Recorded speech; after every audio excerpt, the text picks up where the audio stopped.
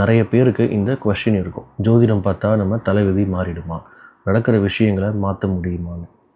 ஆக்சுவலாக பார்த்திங்கன்னா ஜோதிடம் அப்படிங்கிறது நம்ம கர்மாவோட ஒரு இண்டிகேட்டர் மாதிரி.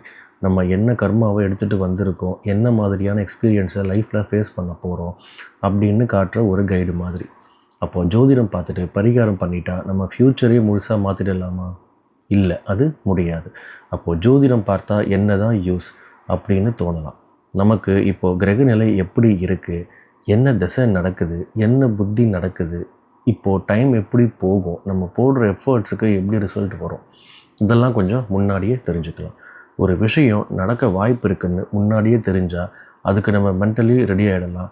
அதுக்கு ஏற்ற மாதிரி நம்ம டெசிஷன்ஸ் எடுத்துக்கலாம். ஒரு சில விஷயங்கள் லைஃப்பில் கண்டிப்பாக நடக்கணும்னு இருந்தால் அதை நம்ம மாற்ற முடியாது.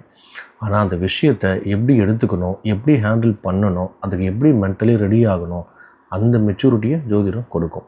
கர்மா என்னவோ அது நடந்தே தீரும். ஆனால் அதை புரிஞ்சுக்கிட்டு இறை வழிபாட்டின் மூலமாக இந்த விஷயத்தோட இம்பேக்டை ஹேண்டில் பண்ணக்கூடிய மனப்பக்குவத்தை நம்ம வளர்த்துக்கலாம். அதுக்கு தான் ஜோதிடம்.